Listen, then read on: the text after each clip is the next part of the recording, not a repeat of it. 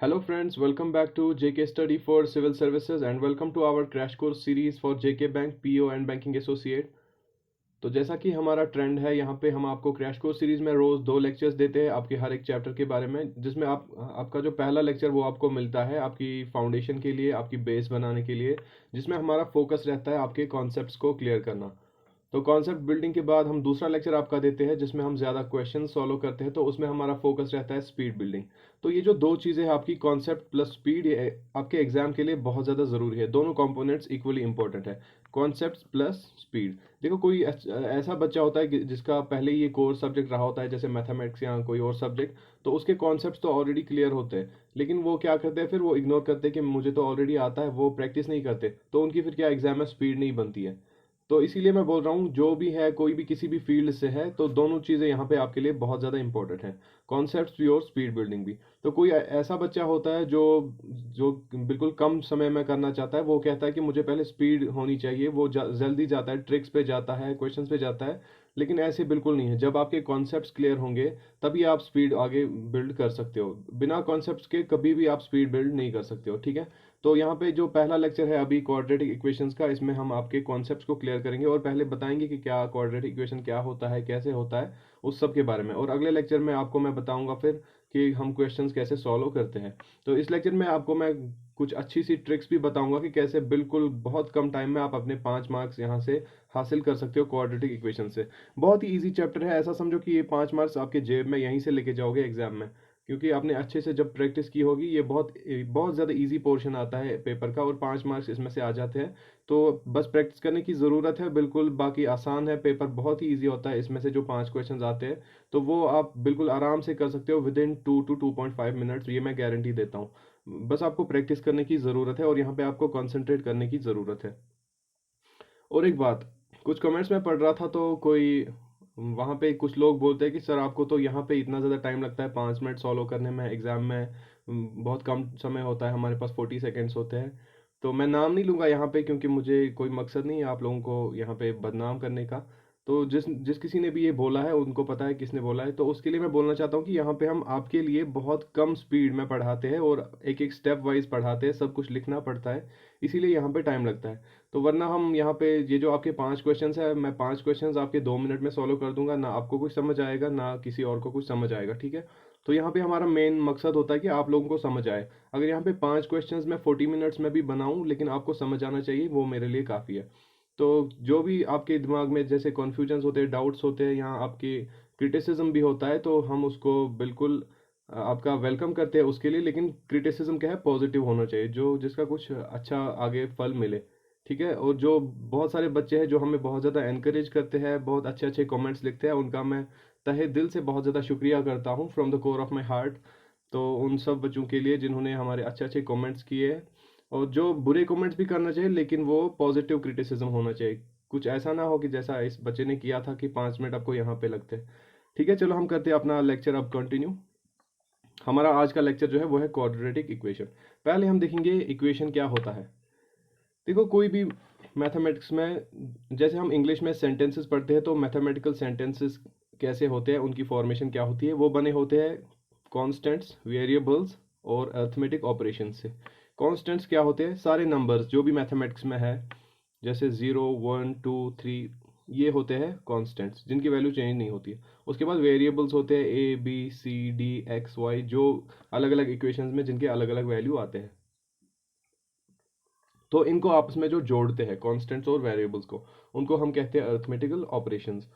जैसे हमारे यहाँ प्लस माइनस डिवीजन मल्टीप्लिकेशन, तो इनको हम कहते हैं अर्थमेटिकल ऑपरेशंस। तो कोई भी ऐसा मैथमेटिकल सेंटेंस जिसमें ये कॉन्स्टेंट्स हो, वेरिएबल्स हो, अर्थमेटिकल ऑपरेशंस हो, और जिसके दो साइड हो। दो साइड क्या है, एक साइड को हम कहते हैं LHS, लेफ्ट हैंड साइड, जो हमारे लेफ्ट साइड में आता है, और बीच में क्या है, साइन ऑफ इक्वालिटी, और राइट हैंड साइड होता है राइट में, राइट हैंड साइड। तो यही बनती है हमारी इक्वेशन, जिसके दो साइड्स हो, left hand side, right hand side, और बीच में हो साइन ऑफ इक्वालिटी। तो इसको कहते हैं हम इक्वेशन, क्योंकि इसमें बीच में आता है साइन ऑफ इक्वालिटी। कभी कभी ऐसा होता है साइन ऑफ इक्वालिटी नहीं आता है, कुछ और आता है, तो उस वक्त हम उसको इक्वेशन नहीं कहते, उस वक्त हम उसको इन इक्वेशन कहते हैं, जो कि इक्वेशन ना हो। लेकिन जब भी आपका ये साइन ऑफ इक्वालिटी आए, इसका मतलब ये क्या है, इक्वेशन। तो यहाँ पे मैं बिल्कुल कम समय लूँगा आपका, क्योंकि ये सब ऑलरेडी आपने पढ़ा होगा, तो इसीलिए हम चलते आगे। इक्वेशंस के बाद हम क्या है, इक्वेशंस आपको समझ आ गया होगा। इसके बाद है हमारा जो चैप्टर है यहाँ पे, जिसका नाम है क्वाड्रेटिक इक्वेशन। तो इक्वेशंस की डिग्री होती है कोई, डिग्री क्या होता है, जिस वेरिएबल जो इक्वेशन में है उसका हाईएस्ट पावर क्या है। जैसे मैं लिखूंगा यहाँ पे a plus B is equal to 2। तो यहाँ पे देखो वेरिएबल्स है a और b, इनका पावर, पावर मतलब इनके ऊपर में जो पावर लिखा होता है, जब हम इनको रेज पावर जिसको कहते हैं हम, तो वो क्या है, देखो a का यहाँ पे 1 है और b का भी 1 है, जिसको हम एक्सपोनेंट भी कहते हैं।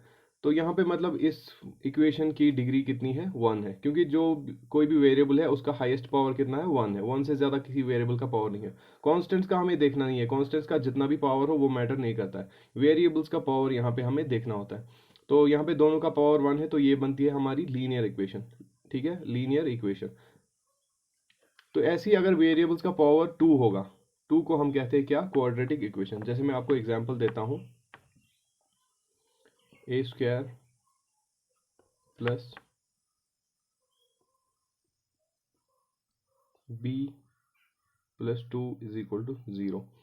तो ये है हमारी क्वाड्रेटिक इक्वेशन, क्योंकि ए का पावर कितना है यहाँ पे 2, बी का कितना है 1। तो हमें देखना होता है हाईएस्ट पावर किसी भी वेरिएबल का वो कितना है, तो वो हाईएस्ट पावर क्या है, यहाँ पे 2 है। तो ऐसे क्वेश्चंस हमारे एग्जाम में आते हैं जो क्वाड्रेटिक इक्वेशन पे बेस्ड होते हैं, वो हमें सॉल्व करने होते हैं उसके बाद। तो मैं आपको कॉन्सेप्ट पूरा बता दूंगा कि क्वाड्रेटिक इक्वेशन कैसे हम सॉल्व करते हैं लॉन्ग मेथड से, क्योंकि उससे आपका कॉन्सेप्ट जो है क्लियर हो जाएगा। और उस मेथड पे बेस्ड आप फिर 4-5 क्वेश्चंस खुद करोगे, उससे आपके कॉन्सेप्ट जो है पूरे क्लियर हो जाएंगे। और उसके बाद सेकंड स्टेप में मैं आपको ट्रिक बताऊंगा, बिल्कुल 5 सेकंड में आप कैसे किसी भी क्वेश्चन को सॉल्व कर सकते हो। उसके लिए एक मैं आपको टेबल दूंगा जिसको आपको याद रखना है, उस ट्रिक के बिना पे आप कोई भी क्वेश्चन इसका सॉल्व कर सकते हो। ठीक है, तो चलिए मैं आपको एक एग्जांपल देता हूँ क्वाड्रेटिक इक्वेशन की और कैसे इसको सॉल्व करते हैं। कोई भी इक्वेशन हम लेते हैं, जैसे यहाँ पे हम एक इक्वेशन लेंगे, X square plus 5x plus 6 is equal to 0। तो देखो x का स्क्वायर है यहाँ पे, तो मतलब इसका पावर 2 है, तो ये बन गई हमारी क्वाड्रेटिक इक्वेशन। आगे ये x है, इसका पावर 1 ही है, और 6 है, ये कांस्टेंट है, इसका पावर हमें देखना नहीं है। तो ये है इक्वेशन, क्योंकि यहाँ पे इक्वालिटी साइन है, दो साइड है इसके, LHS है और RHS है। तो ये बन गई हमारी इक्वेशन। ठीक है, अब सॉल्व कैसे करते हैं इसको। देखो मैथ्स वालों को तो बिल्कुल आसानी से ये आता होगा, लेकिन यहाँ पे सारे स्टूडेंट्स हैं, मैथ्स वाले भी है, आर्ट्स वाले भी है, मेडिकल वाले भी है, तो उन सब के लिए हमें एक्सप्लेन करना पड़ता है सब कुछ। ठीक है, तो कैसे सॉल्व करें, देखिए क्या है, हमें इसकी रूट्स निकालने होते हैं। रूट्स क्या होता है, कोई ऐसे वैल्यूज जो इस इक्वेशन को सेटिस्फाई करते हैं। इसका क्या मतलब है वो मैं आपको आगे बता दूंगा। देखो कैसे रूट्स हम इसके फाइंड आउट करते हैं। रूट्स निकालने के लिए क्या होता है, ये जो कांस्टेंट टर्म होती है इसको हम मल्टीप्लाई करते हैं इस x के जो कोफिशिएंट होता है उससे। कोफिशिएंट क्या होता है, जो इसके साथ मल्टीप्लाई में होता है, पावर नहीं, कोफिशिएंट। कोफिशिएंट मतलब जो इसके साथ मल्टीप्लाई में होता है। देखो एक्स स्क्वायर अगर है, इसके साथ कौन सा मल्टीप्लाई में है, 1 इंटू एक्स स्क्वायर हम लिख सकते हैं इसको, क्योंकि इससे फर्क नहीं पड़ेगा, 1 इंटू एक्स स्क्वायर वापस एक्स स्क्वायर ही बनेगा। तो इसके साथ यहाँ पे कौन सा कांस्टेंट मल्टीप्लिकेशन में है, वो 1 है। तो 6 को हम 1 से मल्टीप्लाई करते हैं पहले, ये होता है हमारा फर्स्ट स्टेप। तो 6 इंटू 1 कितना बनता है हमारा, 6 बनता है। पहले मैं इक्वेशन लिखता हूँ फिर से, X square plus 5x plus 5x plus 6 is equal to 0। ठीक है, तो 6 को अब 1 से मल्टीप्लाई करेंगे, कितना बनता है हमारा 6। तो अब ये जो बीच वाली टर्म है इसको हम कहते हैं स्प्लिटिंग द मिडिल टर्म। तो बीच वाली टर्म को ऐसे हमें स्प्लिट करना है कि इसका जो, इसको दो टर्म्स में हमें स्प्लिट करना है, लेकिन वो दो टर्म्स ऐसी होनी चाहिए कि जिनका सम ये 5 बने, जो यहाँ पे टर्म होगी, और जिनका प्रोडक्ट आपस में ये वाली टर्म बने। तो वो कैसे बनेगा, देखो हम देखते हैं 6 का। 6 को हम स्प्लिट कर सकते हैं किस में, 1 और 6 में। देखो कैसे, 6 इंटू 1 कितना है 6, तो इसका मल्टीप्लीकेशन ये बनता है। लेकिन हम देखते हैं सम, क्या सम इसका 5 बनता है या नहीं बनता है। 6 और 1 का सम कितना बनेगा, वो 7 बनेगा। तो ये हमारी रिक्वायरमेंट नहीं है। ऐसे ही आपको हिट एंड ट्रायल मेथड से करना है, मतलब आपको एक दो बार ट्राई करनी है इसकी, तब आपको अंदाजा लगेगा। जब आप प्रैक्टिस करोगे तो आपको एक दो बार भी ट्राई नहीं करनी, आपको बस एक ही झटके में पता चलेगा कि क्या क्या यहाँ पे मुझे करना है। और इसके लिए मैं आपको आगे ट्रिक भी बताऊंगा कैसे आप स्प्लिट करोगे मिडिल टर्म को बिल्कुल एक ही ट्राई में, फर्स्ट अटेम्प्ट में, वो भी आपको मैं आगे बता दूंगा। तो लेकिन ये पहले बेसिक मेथड है, पहले हमें ये सीखना है। तो देखिए, हमें कोई ऐसे नंबर चाहिए दो जिनका मल्टीप्लिकेशन आएगा 6 और जिनका सम आएगा 5। तो बिल्कुल इजी है, देखो 2 और 3 हम लेते हैं, 2 और 3। 2 इंटू 3 हमारा बनता है 6, मतलब ये वाली कंडीशन सेटिस्फाई हो गई। 2 प्लस 3 होता है 5, मतलब ये वाली कंडीशन भी हमारी सेटिस्फाई हो गई। तो दो नंबर्स हमें मिल गए यहाँ पे मिडिल टर्म को स्प्लिट करके, वो क्या क्या है 2 और 3। फिर कैसे हम अपनी इक्वेशन को लिखते हैं, देखो कैसे लिखते हैं। ये जो इक्वेशन है इसी को हम ब्रेक करते हैं और जो हमें दो टर्म्स मिली 2 और 3 उनके टर्म्स में हम इसको लिखते हैं। तो कैसे लिखते हैं देखिए, अगला step x square plus 5x को हम ब्रेक करके लिखते हैं सम ऑफ जो हमें दो टर्म्स मिली 2x प्लस 3x, और उसके बाद प्लस क्या है 6 सेम लिखना है इज इक्वल टू 0। देखो हमने इक्वेशन में ज़्यादा कोई चेंज नहीं की, हमने बस इस 5x को ब्रेक किया 2x और 3x में, बाकी हमारी इक्वेशन है सेम। फिर क्या करना है, अगला स्टेप इक्वेशन के दो हिस्से करने हैं बीच में, पहले दो अलग लिखने हैं और उसके बाद दो अलग लिखने हैं। लेकिन इनमें से क्या है, कुछ टर्म होती है जो कॉमन आती है इनमें से, वो हमें कॉमन निकालनी है। कैसे, देखो यहाँ पे x है, इसमें भी x है, तो एक x यहाँ पे कॉमन आएगा क्योंकि वो दोनों टर्म्स में है, तो उसको कॉमन कैसे लेते हैं, बाहर निकालते हैं ब्रैकेट में से x इंटू एक x बचा अंदर, तभी वो एक्स स्क्वायर बनेगा ये वाली टर्म।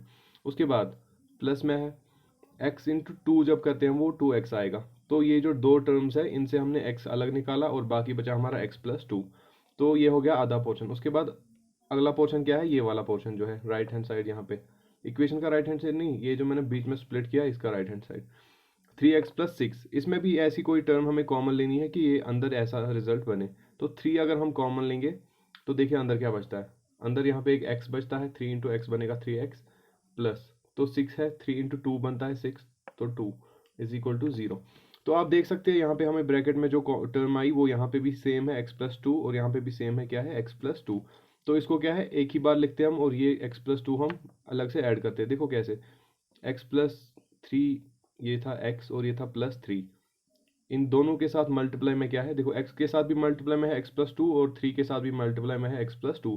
तो हमने ये पूरी क्या है इक्वेशन कंबाइन की, x प्लस 2 और इसके साथ मल्टीप्लाई में हमें करना है क्या, x प्लस 2 और इसके साथ मल्टीप्लाई में x plus 3 is equal to 0। तो ये बनी हमारे यहाँ पे इक्वेशन क्या है, देखो x plus 2 into X plus 3 is equal to 0।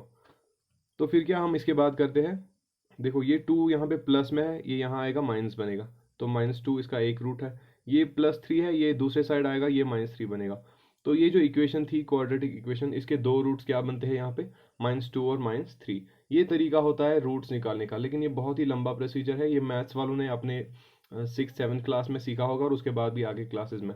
लेकिन आपको ये सब मेथड याद नहीं रखना है, लेकिन ऐसा नहीं कि आप बिल्कुल भूल जाओगे इसे। एक बार आप 2-4 क्वेश्चंस इस मेथड पे बेस्ड प्रैक्टिस करना, उसके बाद आपको आसानी होगी आगे क्वेश्चंस को सॉल्व करने में, ठीक है। तो इसके बाद मैं आपको दिखाऊंगा कि ट्रिक से कैसे सॉल्व करते हैं कोई भी क्वेश्चन।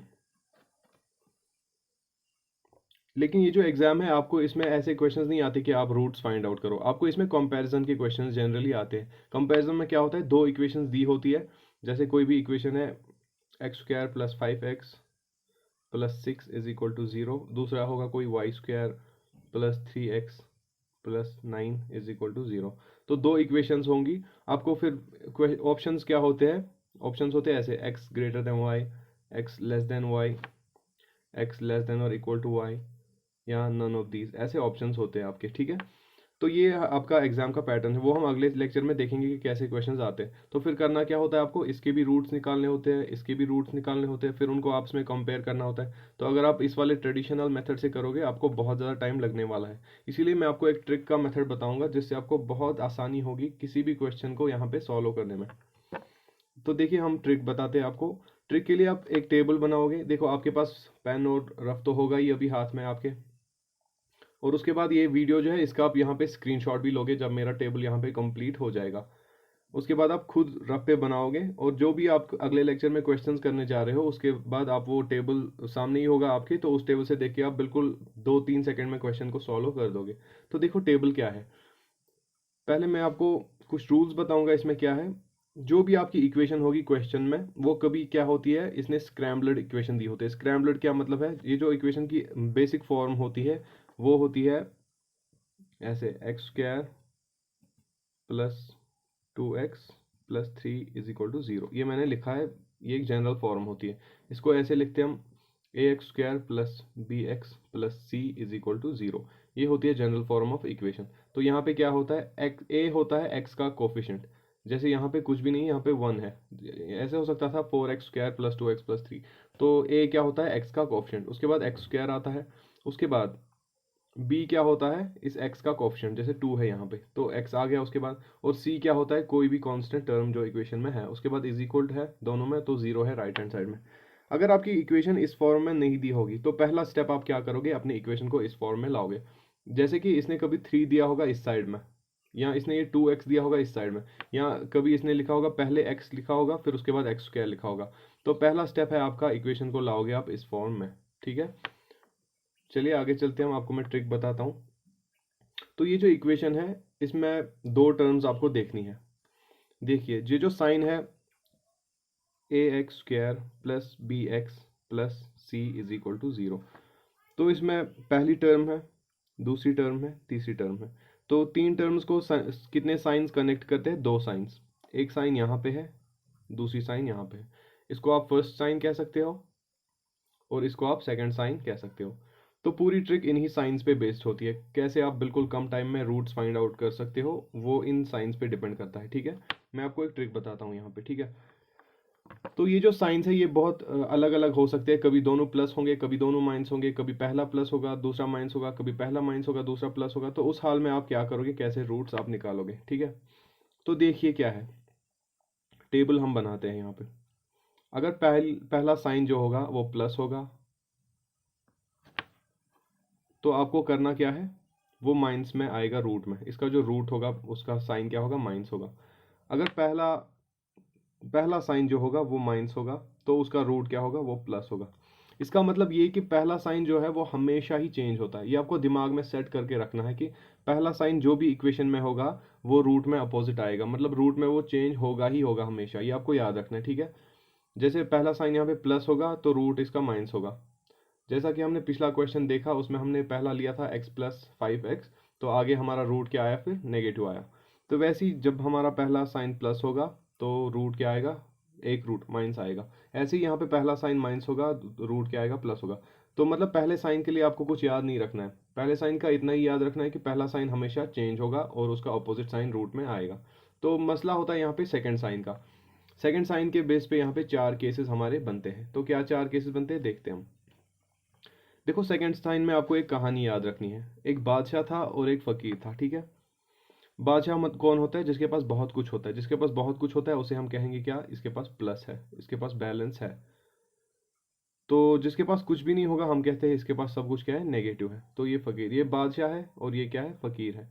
तो बादशाह का क्या सिस्टम होता है, बादशाह कहता है मुझे सबसे अलग दिखना है। देखो बादशाह के सर पे ताज होता है, उसके कपड़े अलग होते हैं, उसका जो वहाँ पे दरबार होता है वो सबसे डिफरेंट होता है। तो बादशाह कहता है मुझे हमेशा क्या है, अलग दिखना है, मुझे किसी को फॉलो नहीं करना। बादशाह क्या है, सबका लीडर होता है, उसको कोई फॉलो नहीं करता। उसके बाद दूसरा क्या होता है, वो एक गरीब इंसान होता है।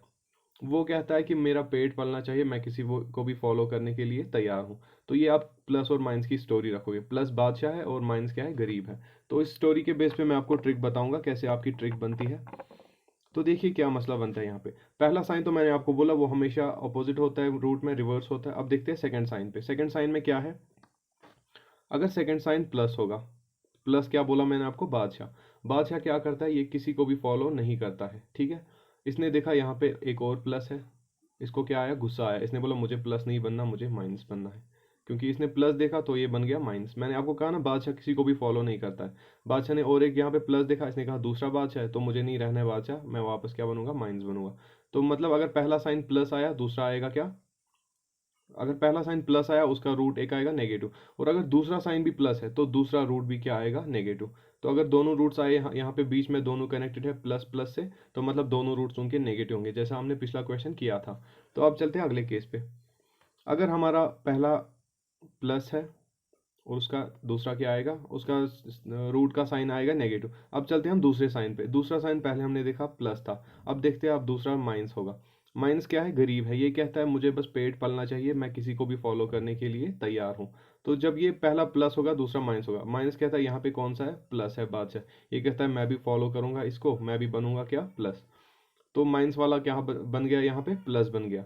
तो मतलब अगर ऐसे कोई भी आपकी इक्वेशन होगी जिसमें पहला साइन प्लस होगा, दूसरा साइन क्या होगा, माइनस होगा, तो इसके दो रूट्स आएंगे कैसे, एक रूट माइनस होगा, एक रूट होगा प्लस। ये हमारा दूसरा केस। तीसरा केस देखते हैं हम। तीसरे केस में हमने देखा था अगर पहले हमारा माइनस आएगा वो प्लस में चेंज होगा। ये तो आपको पता ही है, पहला साइन हमेशा क्या होता है, रिवर्स होगा। उसके बाद हम देखते हैं आगे क्या होगा। दूसरा ये है कि अगर दूसरा यहाँ पे फिर से आ गया, प्लस आ गया, देखो बादशाह क्या कहता है, जो भी मेरे अपोजिट है मुझे वो नहीं बनना है। बादशाह कहता है क्या, देखो बादशाह ने यहाँ पे बोला ये तो माइनस है, उसने बोला ये तो गरीब है, मुझे ऐसा नहीं बनना, मुझे वापस क्या बनना है, बादशाह ही बनना है। तो बादशाह को इस वाले से नफरत होती है, जो इसका साइड में होता है वो कहता है जो मेरे साइड में है मुझे वैसा नहीं बनना। बादशाह ने देखा यहाँ पे माइनस है, ये कहता है मुझे माइनस नहीं बनना, वो क्या बन गया, प्लस ही बन गया। ठीक है, ये हो गया आपका थर्ड केस। थर्ड केस क्या है, अगर पहला साइन माइनस है, दूसरा साइन आएगा तो रूट का साइन आएगा, एक प्लस आएगा, और अगर दूसरा साइन प्लस है तो रूट का साइन आएगा, दूसरे का भी प्लस आएगा। तो अब चलते हैं हम अपने चौथे केस पे। फोर्थ केस क्या है हमारा, देखो हमने पहला प्लस लिया, यहाँ पे भी प्लस लिया, अब पहला माइनस लिया, तो माइनस के भी दो केस बनाएंगे हम। पहले में माइनस का आपको पता ही है प्लस आएगा, इतना तो आपको क्लियर है कि पहला साइन हमेशा चेंज होता है। अब देखते हैं हम अपोजिट। अगर यहाँ पे भी अब माइनस है, तो मैंने कहा है आपको कि अगर जो दूसरा होता है माइनस होता है, ये गरीब होता है। गरीब क्या कहता है, ये कहता है जो यहाँ पे है मैं भी वही बनूंगा, मेरा पेट पलना चाहिए।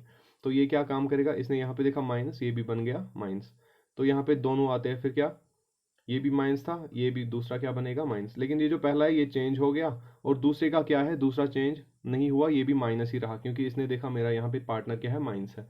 तो ये चार केसेस बनते हैं। चौथा केस क्या था अब, अगर पहला साइन नेगेटिव है तो उसका पहला रूट, एक रूट आएगा पॉजिटिव, और अगर पहला साइन, अगर दूसरा साइन भी यहाँ पे नेगेटिव है तो दूसरा रूट क्या बनेगा, नेगेटिव। अब यहाँ पे एक कन्फ्यूजन होता है। कन्फ्यूजन ये होता है कि अब जब कभी हम दो रूट्स फाइंड आउट करते हैं, जैसे हमने दो रूट्स अभी निकाले थे 3 और 4, ऐसे यहाँ 5 और 4 ऐसे रूट्स निकाले, तो कभी कभी ऐसा होता है, यहाँ पे तो आपको कन्फ्यूजन नहीं होगा, यहाँ पे माइनस माइनस है दोनों, तो आप एक को दोनों को माइनस लिखो तो फर्क नहीं पड़ेगा। ऐसे ही यहाँ पे जो है दोनों केसेस में क्या है, प्लस प्लस है। तो जैसे आपका 3 और 4 निकला रूट, तो दोनों आप प्लस लिखोगे तो उससे फर्क नहीं पड़ेगा। लेकिन मसला है इन दो केसेस में, ये वाला केस, रुकिए मैं कलर चेंज करता हूँ, और ये वाला केस। इन दो केसेस में क्या मसला है आपका, देखो एक यहाँ पे रूट आया नेगेटिव, एक आया पॉजिटिव, ऐसे ही यहाँ पे एक आया पॉजिटिव, एक आया नेगेटिव। तो इसमें फिर आप कहोगे कि हम पॉजिटिव किस रूट को रखें और नेगेटिव किस रूट को रखें। तो इसके लिए मैं आपको एक ट्रिक बताता हूँ, आपको बहुत ही ध्यान यहाँ पे रखना है। ये जो माइनस माइनस वाला है, जिसमें दोनों साइंस माइनस होंगे, इसमें आपको याद रखना है कि नेगेटिव वाला जो होगा वो आप स्मॉल रूट को रखोगे। जैसे 2 और 3 है अगर, तो टू को आप लिखोगे -2, ठीक है। तो यहाँ पे याद रखना है आपको स्मॉल।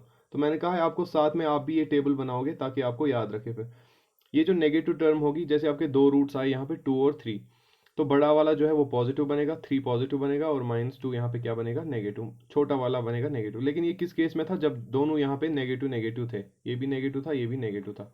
तो अगला केस क्या है हमारा, अगर एक पॉजिटिव था दूसरा नेगेटिव था, वहाँ पे हमारे रूट्स आते हैं वो भी ऑपोजिट आते हैं, एक नेगेटिव दूसरा पॉजिटिव। तो उस केस में क्या होता है, उस केस में आप उस केस में आप छोटे वाले को लिखोगे प्लस, बिल्कुल इसका ऑपोजिट। इसमें क्या किया था हमने, इसमें आपने छोटे वाले को माइनस लिया था, इसमें आप छोटे वाले को प्लस लोगे। तो यही ट्रिक थी यहाँ पे आपको, दो रूट जब डिफरेंट होंगे तो प्लस किसको लिखे, माइनस किसको लिखे। उसके लिए ये ट्रिक है कि जब दोनों में माइनस हो, क्वेश्चन में, इक्वेशन में दोनों साइंस नेगेटिव हो, उसमें आप छोटे वाले को नेगेटिव लिखोगे और बड़े वाले को पॉजिटिव।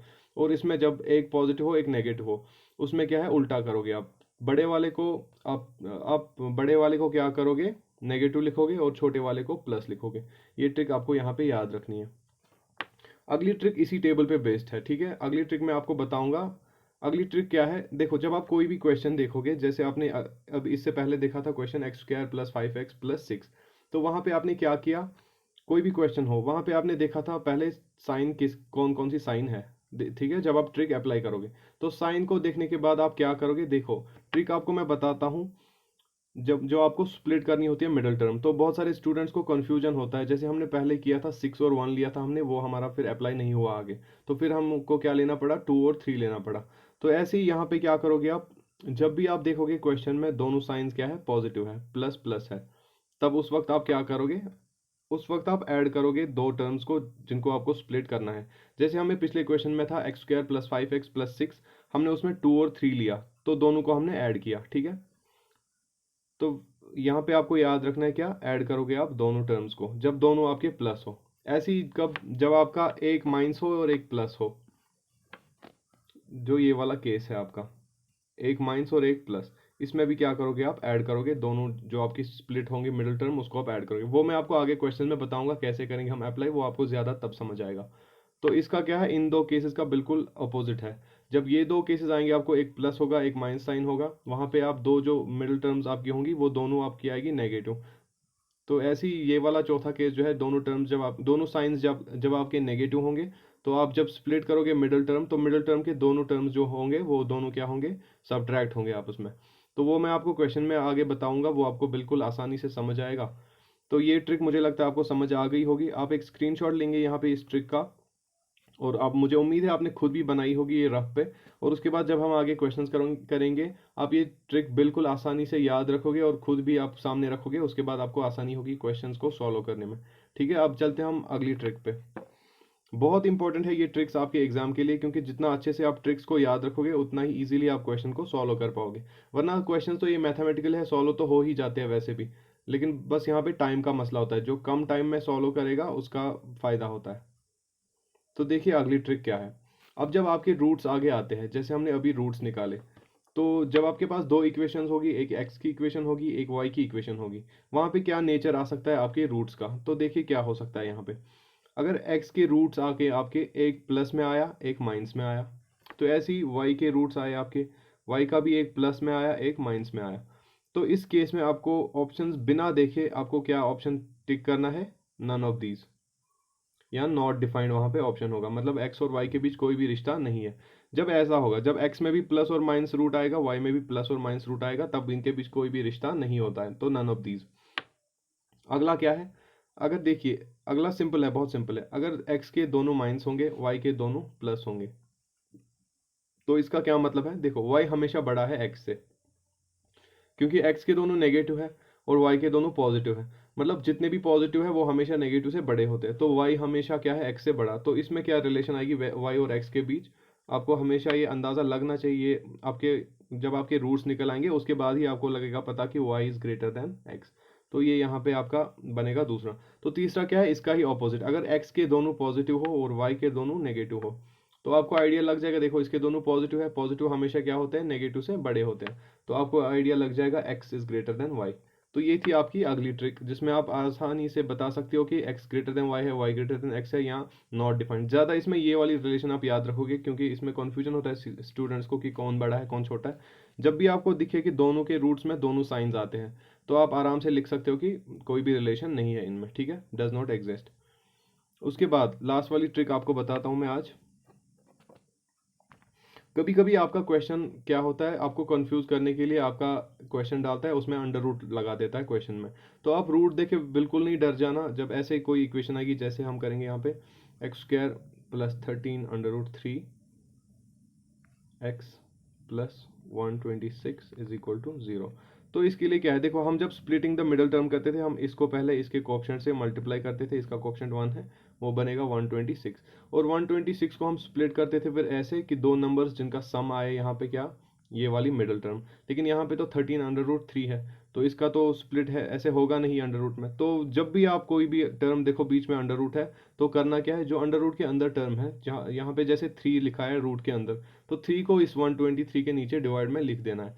उसके बाद डिवाइड करने के बाद क्या करना है, देखो 3 इंटू 4 और 2 42, 42 यहाँ पे आया, उस 42 को आपको स्प्लिट करना है। 42 को कैसे स्प्लिट करोगे, ताकि उसका आंसर ये वाला आए। रूट की टर्म अभी नहीं लेनी है, ये जो रूट के सामने है 13 है, तो देखो 42 को हम ऐसे स्प्लिट करेंगे ताकि इसका जो है सम वो 13 आए और मल्टीप्लिकेशन में क्या आए 42। तो हम लेते हैं 7 और 6, ठीक है। तो 42 को हम स्प्लिट करेंगे, एक टर्म आएगी 7 और दूसरी आएगी 6। तो ये जो टर्म्स आई इनके साथ में फिर लिखना है वही वैल्यू जो रूट में है, 7 अंडर रूट 3 और 6 अंडर रूट 3। तो ये आए इसके दो आंसर्स यहाँ पे। लेकिन जो मैंने आपको ट्रिक बताई है, जब भी दोनों साइंस पॉजिटिव हो, देखो प्लस प्लस आगे क्या बनते हैं, रूट, दोनों माइनस बनते हैं। तो उस ट्रिक से हम फाइंड आउट कर सकते हैं यहाँ पे दोनों की क्या आए, साइंस माइनस आए। तो बिल्कुल मैंने आपको दिखाया कैसे हम बहुत कम टाइम में ये सॉल्व कर सकते हैं, चाहे रूट का भी क्वेश्चन क्यों ना हो, आपने बिल्कुल 5 सेकंड में ये सॉल्व करना है जब आपकी प्रैक्टिस होगी। ठीक है, मुझे लगता है अभी के लिए ये काफ़ी है। आपको मैंने ट्रिक्स जितनी भी बताई आप अच्छे से इनको प्रैक्टिस करोगे, और जो पहले बेसिक मेथड मैंने आपको बताया जो बहुत ही लॉन्ग मेथड है, उसको भी आप 2-4 क्वेश्चंस उस पर प्रैक्टिस करोगे, ताकि आपका जो फाउंडेशन है वो थोड़ा सा स्ट्रांग बन जाए। इसके बाद अगले लेक्चर में हम इस पर बहुत सारे क्वेश्चंस करेंगे, बहुत इंपॉर्टेंट, और हर एक टाइप का क्वेश्चन मैं आपको कराऊंगा। ठीक है, तब तक आप लोग ये सब प्रैक्टिस कर लेना। ठीक है, ओके बाय।